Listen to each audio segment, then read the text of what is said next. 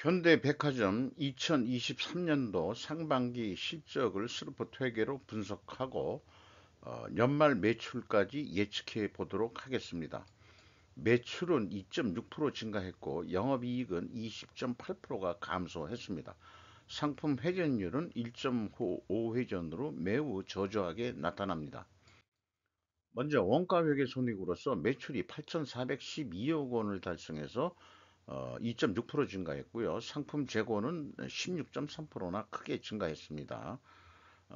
매출원가 7.2% 매우 올라가 가지고 매출 총익 1.6%밖에 증가를 안 했고 매출 총익률도 떨어졌고 판매 관리비가 6.7% 증가해서 영업이익은 1,036억 원으로서 전년보다 19.7%가 감소한 것으로 그렇게 결산이 됐습니다. 영업이익률 3.4% 떨어졌고요. 원가 생산성도 5% 하락을 했습니다. 요거는 그냥 넘어가겠습니다. 한번 좀 재미삼아서 읽어봐 주시면은 감사하겠고, 스루포트 회계 손익으로 좀 원가 회계하고 약간의 차이가 있습니다. 매출에 비례하는 매출 재료비가 1,418억 원으로서 8.6% 증가했습니다. 이것으로 봐서 매출 증가보다 6%대가 높기 때문에 현대백화점도 상품 매입 가격이 상승했다 이렇게 추론을 하게 되고요. 슬픈 이율은 0.9% 내려갔습니다. 마진율이 떨어졌던 얘기죠. 아무리 생각하면은 매입 가격보다는 상품 판매 가격을 그렇게 많이 올리지 못했다. 이렇게 판단이 됩니다. 운영 비용이 6.6% 증가해가지고 TOE 생산성 떨어졌고 영업이익은 1,022억 원으로서 원가회계 영업이익보다 한 약 14억 원이 적게 산출이 됩니다. 이것은 그 현대백화점 상품 중에 일부 가공비가 배부되는 그런 상품이 있는 것으로 보입니다. 재고자산 명세를 보면은 상품 재고가 144억 원이 증가했어요. 전체 재고도 144억 원이 증가했고 나머지는 뭐 소소합니다. 그런데 이 회사가 설명한 거를 보면은 이 재고자산에서 설명된 건 아니고 계약자산이라는 게 있는데 계약자산은 재무제표 상태상 재고자산으로 계상하고 있습니다. 이 계약자산이란 게 뭐냐? 상품권 관련 계약 부채가 포함되어 있다. 또한 이렇게 표현했고 계약 부채는 재무 상태표상 손수금 및 기타 유동부채로 계상하고 있습니다. 그러니까 그 신세계처럼 상품권이라는 부채 계정이 따로 없어요. 손수금 및 기타 유동부채로 그 계상하고 있다는데 이것을 봐가지고 저는 그 상품권이 부채이므로 차변에 상대 계정이 있어야 하는데 그것이 상품에 포함시켰다고 해석이 됩니다. 그래서 신세계 상품권은 앞서서 그 방송을 했습니다마는 6,589억 원 되나 가지고 있는데 현대백화점은 계약 부채 중 상품권은 1,129억 원밖에 되지를 않습니다. 상당히 신세계가 상품권을 많이 발행한다는 얘기인데 이런 생각이 들어가요. 명절 선물로 어디 상품권을 받고 싶을까? 당연히 신세계일 것 같다. 현대백화점이 그렇게 지명도가 또 그래서 이런 그 이 상품권이 만약 없다 그러면은 명절 때 우리가 그 민간 거래에서 대부분 그 명절 선물로 기업체에서 상품권 같은 거를 선물로 또 이 많이들 그이 공유를 합니다. 공개적으로 뇌물 성격이 아닌 거래 관계로 답례 뭐 이런 것들을 좀 하게 되니까 우리나라 경제 유통에는 이 상품권이 있어야 되고 또한 신세계 정도의 상품권을 받는 그런 수준이 되면은 매우 좀 좋은 데 있는 자리에 있지 않을까 생각을 해요. 물론 뭐 현대백화점 것도 나쁜 건 아닙니다만은 제가 이마트 거를 한번 받은 적이 있는 것 같은데 그거는 아주 그 이마트에 가서 쓰기도 좋죠. 근데 이마트에 가도 신세계 상품권은 받아주거든요. 그따 이 같은 계열이니까. 어쨌든 그거 해서 자기네들이 무슨 정산하는 방법이 있겠죠. 그렇습니다. 그런데 이제 신세계는 상품권이 402억 원이 줄었고, 그 다음에 현대백화점은 상품권이 82억이 줄어들었어요. 야, 요거는 이제 똑같은 얘기로서 재고 흐름으로 나중에 공시해야 된다는 거 말씀드리고, 비용의 성격적 분류에서 재고자산의 변동 범위가 관건인데, 미리 말씀드리면은 전체 재고자산을 기준으로 가져가고 있습니다. 재고 매입액이 있고요. 그래서 1번, 2번을 더한 에, 매출원가 재료비는 7.5% 증가했고 운영비용은 6.6%가 증가했습니다. 이 운영비용에서 판매관리비를 뺀 금액 165억의 가공비가 나오게 되는데 뭔가 상품이 들어오면은 가공을 해서 다시 판매하는 그런 상품들이 있는 모양이에요. 그래서 가공 비율이 10%입니다. 1.2% 하락했어요. 그래서 요거 재료 비율 이런 걸 봐서라도 상품 매입 가격이 상승했다고 2차에서도 추론을 할 수 있겠습니다.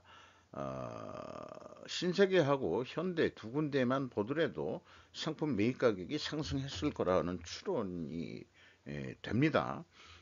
또 상대적으로 판매 가격은 그만큼 못 올렸을 거라고 또 예측은 되고요. 그렇게 추정이 됩니다.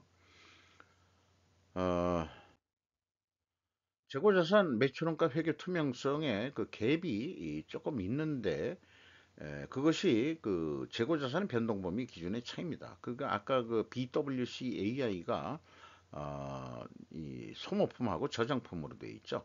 그거를 공제하고 나면 일치합니다. 그리고 이 현금 흐름표 기준 전체 재고자산의 금액도 재고자산 평가 손실액을 빼주면은 일치를 합니다. 뭐 이런 거 틀려서는 안 되겠죠. 백화점 정도 수준에서.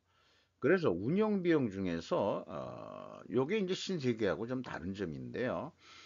인건비가 850억이 나갔는데 10.1% 증가했고 직원 수는 119명이나 증가했어요. 무려 3,200명이나 됩니다. 매출액은 유사한데 직원 수는 더 많아요.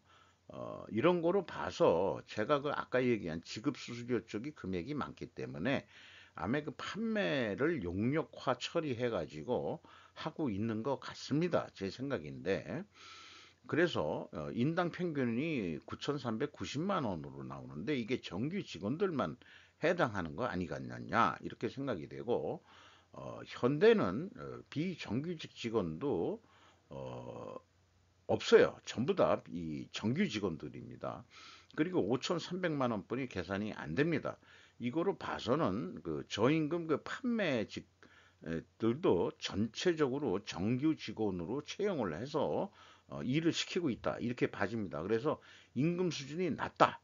이것이 나쁜 게 아니고 음, 신세계보다는 그래도 이 저임금 판매 사원들 이런 사원들도 다 직원으로 쓰고 있다. 이렇게 해석이 되는 거죠. 그게 또 말하자면은 그 장기 적으로는 그 신분 보장을 받으니까 직원들이 더 안심된 직장 아니겠느냐. 이렇게 또 긍정적으로 평가해 볼 수도 있다고 생각합니다. 광고비도 뭐 좀 더 적게 쓰고 있네요. 그리고 지급 수수료가 여기 690억 분이 안 나가기 때문에 이렇게 비교를 했을 때, 신세계가 적은 인원으로 판매를 해야 되니까, 그걸 어떻게 해결하느냐? 그러면은 용역식으로 판매하는 만큼 먹게 지급 수수료 쪽으로 주고 있는 거 아니냐? 그런 이 판매 용역을 받은 사람들은 이 소속감이나 이런 게 과연 생길까 모르겠어요. 아니면은 또 프로페셔널적인 정신으로 신세계에서도 판매사원으로도 일하고 다른 일도 할 수도 있을지는 모르겠죠. 그 비정규직까지 합치면은 아마 그 평균 급여액이 그렇게 높지는 않을 겁니다. 저는 그렇게 생각이 들어요.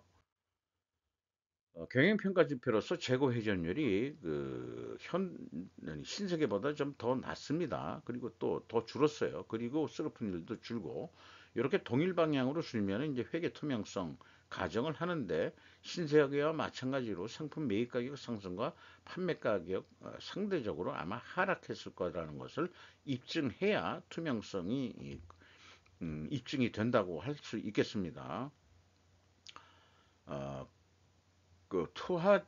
투하 자본 이익률 이것도 내려갔죠. 그리고 참고적으로 매출채권 회전율을 좀 얘기를 하겠는데 이 재고 회전율보다 이게 수금이 더 늦습니다. 이런 것들은 좀 문제가 될 수 있을 것 같아요. 수금 속도가 6개월에 2회전했다는 얘기뿐이 안 됩니다. 그러니까 수금하는데 6개월이 걸린다. 이건 문제 있는 기업이다. 이런 말씀을 드릴 수 있겠습니다. 자금이 잘 안 돌 거 아니에요. 그렇게 생각이 드는데 요거는 신세계 할 때도 말씀을 드렸습니다. 그러나 어느 회사나 이 허리살 재고를 줄여야 된다는 거 다시 한번 강조해서 말씀드리고요. 신세계와 마찬가지로 여기 회전율 하락과 그 다음에 슬로픈율 하락 요거 입증 이렇게 매입 가격 상승과 판매 가격 하락으로 입증을 해야 되는데 그게 좀 어렵습니다. 비공개하기 때문에 확인되지는 않습니다.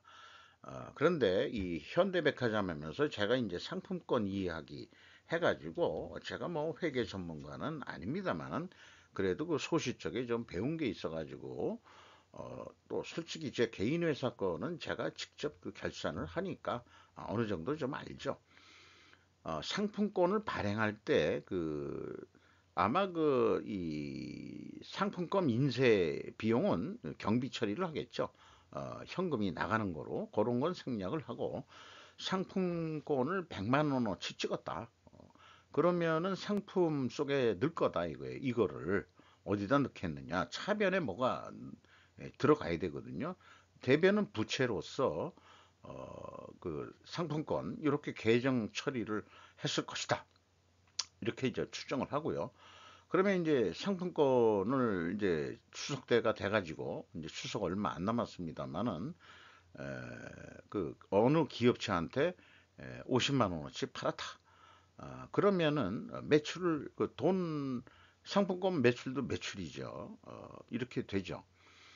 그러면 나중에 실제 그 소비자가 상품권 가지고 오면은 그때는 그 매출이 아닐 겁니다. 미리 그 매출 처리를 이렇게 해 놓는 거죠.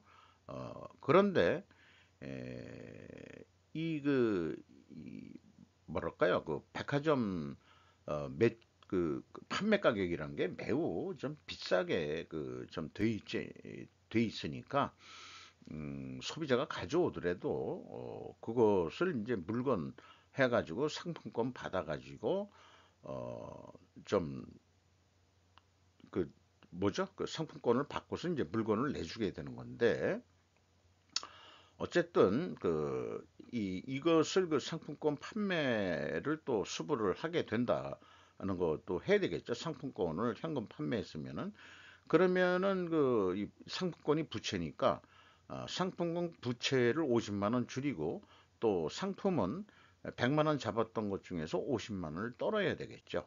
아마 이렇게 하지 않을까 저는 그렇게 제 수준의 회계 수준으로는 이렇게 생각을 해 봤습니다. 괜찮은 그 회계 처리 같아요. 네. 원가 회계 손익으로서 매출이 1조 7천억 할 거로 예상이 되고요. 연말까지 2,125억 원이 남는 거로 되어 있습니다. 영업이익이 재고가 16% 증가가 계속 간다고 보고 그런데 재고가 16%가 감소하면은 2,125억 원이 1,793억 원으로 약 330억 원이 줄게 되어 있습니다. 이게 원가 회계의 맹점이라는 거 계속해서 말씀드리고 있는 거고요. 슬퍼 관점에서는 1조 6,800억 정도가 산출이 됩니다. 이것을 재고 회전율을 더도 말고 3.3회전 한 8.4% 정도 더 노력을 해보자. 우리도 상품권 판매를 더 좀 해보든가. 야 신세계 거 사지 말고 현대 계열에는 현대 계열은 현대 백화점 거 사줘야지. 뭐 때를 좀 쓰든가 말든가 해가지고 너 좀 상품권 판매를 해라. 그렇게 된다면은 재고 회전율이 올라가겠죠. 그러면은 매출 효과가 1조 8천억대로 돼가지고 영업이익은 3,190억, 3천억대를 낼 수 있다.